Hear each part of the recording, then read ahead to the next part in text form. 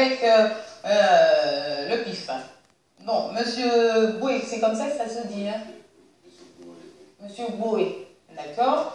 Boué André est un Ivoirien donc de la diaspora et qui depuis quelque temps revient régulièrement au pays pour donner un coup de main à nos populations.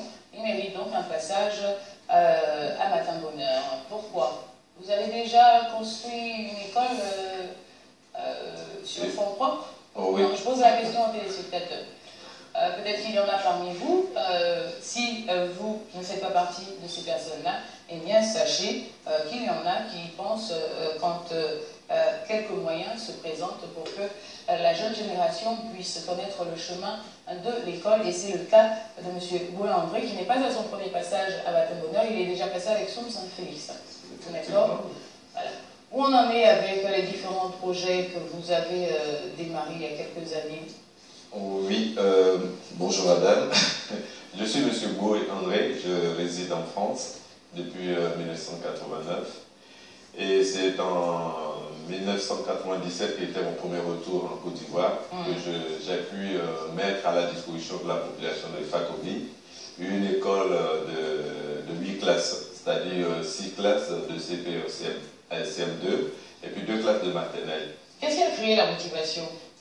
La motivation, vous savez, quand j'étais venu en 97, c'est une délégation des enseignants qui était venue me voir pour m'exposer leurs difficultés au niveau de l'école primaire qui existait depuis 1969 à Béoué. Mais avec la population grandissante. Depuis 69 déjà? Depuis 69.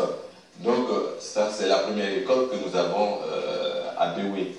Donc, avec la population grandissante, cette école ne peut plus répondre à ces exigences. Bien sûr. Voilà, donc il y a des classes qui sont de 69 à 97, ça fait quand même un petit bout de chemin. Voilà, il y a des classes qui sont extrêmement surchargées. Donc, pour désengorger ces classes-là, il fallait faire encore d'autres salles de classe. Et c'est ce que j'ai fait. Mais c'est grâce aux enseignants que j'ai essayé de voir vraiment le développement en face. C'est bien d'aller au village de temps en temps et de voir ce que l'on réalise là-bas ou ce qui n'existe pas. Ce sont les images de l'école.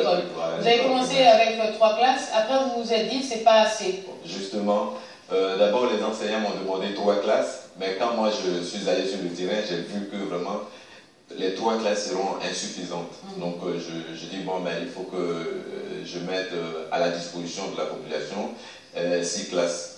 Donc les 6 classes plus les 2 classes de maternelle. Voilà. Mais ce qui est un peu dommage, c'est que non seulement je construis une école primaire, je remets à la population, au gouvernement surtout, et en plus, je paye les, comment on appelle, j'étais obligé. Les enseignants. Les enseignants bénévoles. On reviendra sur toutes ces questions-là. Parce qu'il sera encore avec nous. Il est temps pour nous maintenant à 6h30 pile poil de retrouver Laurent Sergi. Qui c'est qui réalise? D'accord. Vous savez, quand le journal est terminé, il y a un nom qui reste presque 1 minute à la fin. Voilà. Donc c'est lui. Il est là-haut. Vraiment,